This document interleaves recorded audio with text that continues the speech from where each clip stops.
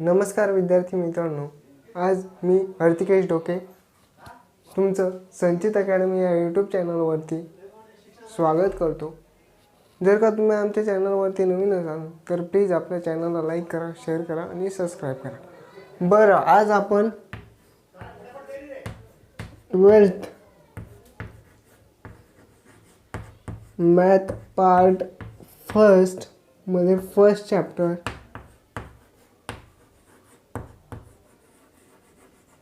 Mathematical logic हा chapter आज आपण बघणार आहोत. बरोबर. आता मॅथमॅटिकल लॉजिक हा जो धडा आहे, हा धडा सुरुवात करण्यापूर्वी आपण ह्याच्या काही बेसिक कन्सेप्ट बघूया. त्यामध्ये बघूया टाईप ऑफ सेंटेन्स. बरोबर, टाईप ऑफ सेंटेन्स. आता तुम्ही म्हणाल हा तर टॉपिक पुस्तकात नाही आहे.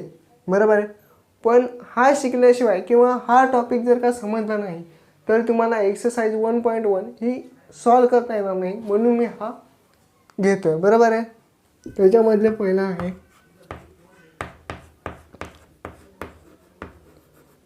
Exclamatory sentence. बरोबर आहे. एक्सक्लामेटरी सेंटेन्स म्हणजेच काय? उद्गारवाचक वाक्य. आता हे वाक्य ओळखण्यासाठी सिम्पलेस्ट मी ट्रिक सांगतो, एवढं काही जास्त एक्सप्लेन नाही करत. हे वाक्य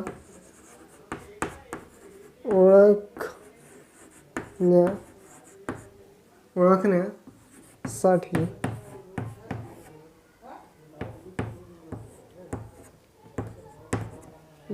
बघावे. बरोबर. किंवा ज्या वाक्यामध्ये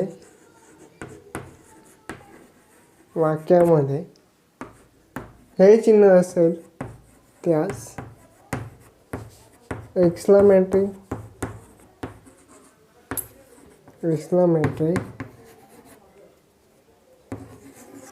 sentence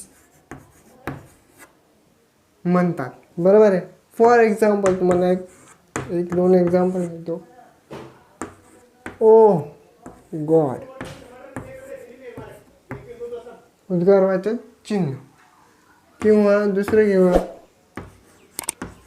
how pretty she is. बघा, नेहमी हे वाक्य ओळखण्यासाठी, एक्सक्लामेटरी सेंटेन्स ओळखण्यासाठी ज्या वाक्याच्या शेवटी अशी दांडी असेल ते वाक्य काय आहे? एक्सक्लामेटरी सेंटेन्स आहे. बरोबर आहे. आपण दुसरा प्रकार बघूया.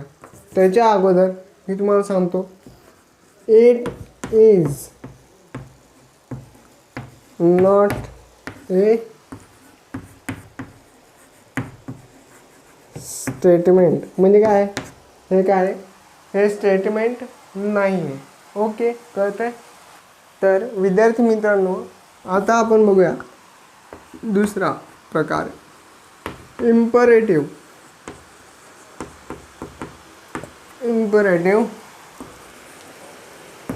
सेंटेन्स. बरोबर आहे. म्हणजेच काय? आज्ञार्थी वाक्य. सिम्पलेच सांगतो हे वाक्य वगैरे ज्या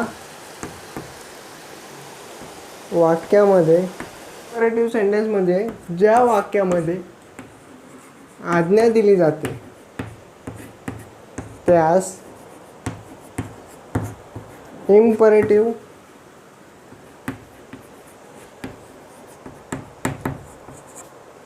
सेंटेन्स म्हणतात. पण काय? या वाक्यांमध्ये आज्ञा दिली जाते हे खरं आहे, पण ती पण काही प्रकारची असते. बरोबर आहे. एक तर तुम्हाला ॲडवाइस दिली जाते, दुसरं कमेंट केली जाते, तिसरं काय? कमेंट, ॲडवाइस किंवा विश केलं जातं. बरोबर आहे. ह्या टाईपचे जे वाक्य आहेत कळतंय का? या टाईपचे जे वाक्य आहेत त्यांना काय म्हणतात? इम्परेटिव्ह सेंटेन्स म्हणतात. कळलंय? आता आपण पुढचं बघूया. पण इम्परेटिव्ह सेंटेन्स मी मगाशी जे घेतलं, इम्परेटिव्ह सेंटेन्स, बरोबर आहे. हे काय असतं? It is not a statement. म्हणजे काय? ज्या वाक्यांमध्ये विश, ॲडवाइस, कमेंट, रिक्वेस्ट या टाईपचे जर काही वाक्य असतील तर ते इम्परेटिव्ह सेंटेन्समध्ये येतात. पण it is not a statement म्हणजे ते काय असतात? स्टेटमेंट नसतात. बरोबर आहे. तर विद्यार्थी मित्रांनो, आपण तिसरा प्रकार बघू, जो आहे इंट्रोगेटिव्ह सेंटेन्स. काय? इंट्रोगेटिव्ह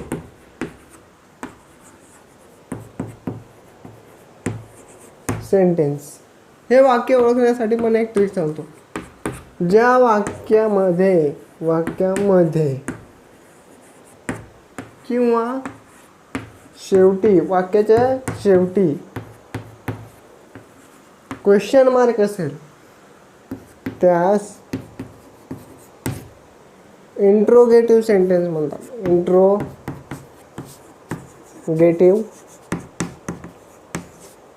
सेंटेन्स म्हणतात. आता मला एक एक्झाम्पल देतो. Example 1. What is your name. पुढे काय आहे? Question mark. ज्या वाक्यामध्ये किंवा वाक्याच्या शेवटी क्वेश्चन मार्क असतो त्याला काय म्हणतात? Interrogative sentence. बट महत्त्वाचं काय? It is not a statement. म्हणजे काय आहे? ते स्टेटमेंट नाही आहे. कळतंय? आता एक उरलेला टाईप आहे तो सांगतो तुम्हाला. तर विद्यार्थी मित्रांनो, आपण आता प्रकार क्रमांक 4 बघू, जो आहे एसेरेटिव्ह और डिक्लेरेटिव्ह सेंटेन्स. डिक्लेरेटिव्ह म्हणजे तुम्हाला मी सांगतो, हे जे वाक्य असतात एसेरेटिव्ह किंवा डिक्लेरेटिव्ह सेंटेन्स, हे 2 प्रकारचे असतात. म्हणजेच काय? एखादं वाक्य आहे, एक तर ते बरोबर असू शकतं किंवा चूक असू शकतं. इट हॅज ट्रू और फॉल्स. बरोबर आहे. आता ट्रूथ व्हॅल्यू हे महत्त्वाचा भाग आहे. ट्रूथ व्हॅल्यू, बरोबर आहे. ट्रूथ व्हॅल्यू जर का ट्रू असेल म्हणजेच काय असेल तर टी वापरायचा ट्रूथ व्हॅल्यूसाठी, आणि जर का फॉल्स असेल तर काय वापरायचा? एफ. आता हे वाक्य बाबा शोधायचे कसे आहे ना, आपल्याला शोधता आले पाहिजे. तर ट्रिक सांगतो. ज्या वाक्यामध्ये काही माहिती असेल, काही माहिती असते आणि त्याचा शेवट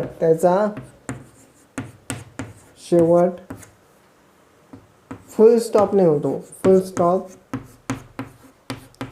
ने होतो. बरोबर आहे. या वाक्यांना काय म्हणतात? एसेरेटिव्ह किंवा डिक्लेरेटिव्ह सेंटेन्स. पण सगळ्यात महत्त्वाची गोष्ट, इट इज ए स्टेटमेंट. आपण किती प्रकार बघितले वाक्यांचे? 4. तर 4 पैकी जे ॲसेरेटिव्ह किंवा डिक्लेरेटिव्ह सेंटेन्स असतील, इट इज ए स्टेटमेंट, फक्त ते स्टेटमेंट असतील, बाकीचे स्टेटमेंट नसतील. कळतंय? आपण आता पुढचा विभाग बघू. आता सगळ्यात महत्त्वाचा भाग काय? स्टेटमेंट. स्टेटमेंट जे स्टेटमेंट म्हणजे काय? ए statement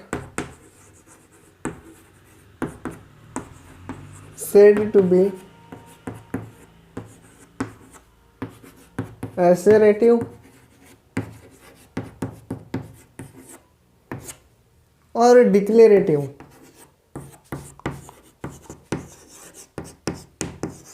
Native sentence.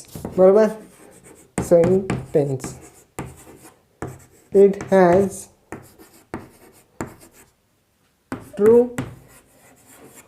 or false type. म्हणजे काय? स्टेटमेंट म्हणजे काय तुम्हाला मी सांगितलं आहे, ॲसरेटिव्ह किंवा डिक्लेरेटिव्ह. पण it has true or false म्हणजे एक तर ते वाक्य ट्रू म्हणजे बरोबर असू शकतात किंवा फॉल्स असू शकतात. For example 2 + 3 = 6. हे काय? याचं उत्तर कसं लिहाल?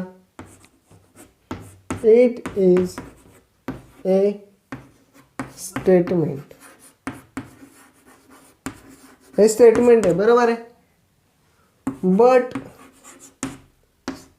इट्स ट्रूथ व्हॅल्यू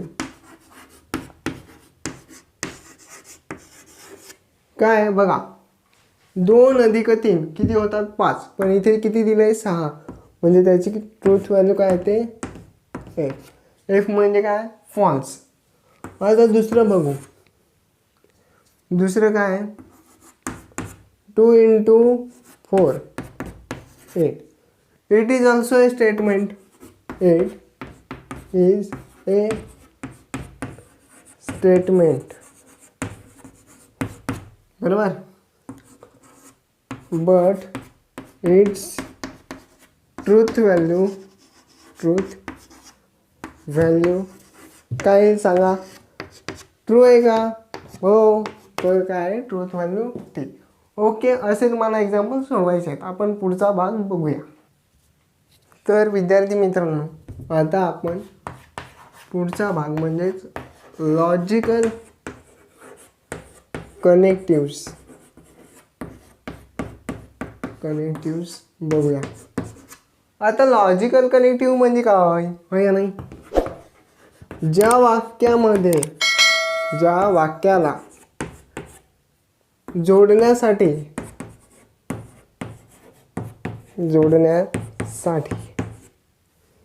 काही शब्द वापरतात.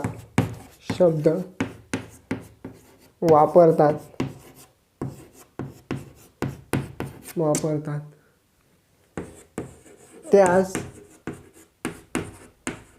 लॉजिकल कनेक्टिव्स म्हणतात.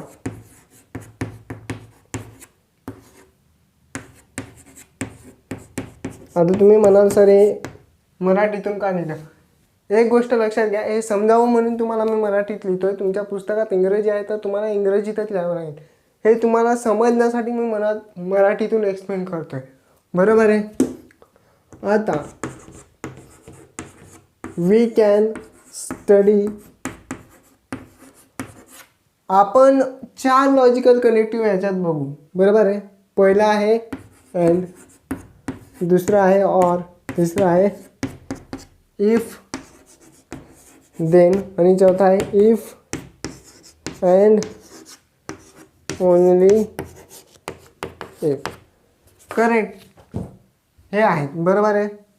आता हे जे वर्ड्स आहेत यांना काय म्हणतात? Logical connectives. का? तर हे 2 वाक्यांना जोडण्यासाठी किंवा म्हणींना जोडण्यासाठी वापरले जातात. सिम्बॉल काय? सिम्बॉल. मी तुम्हाला इथे सांगतो की सिम्बॉल हे जे शब्द आहेत 1 2 3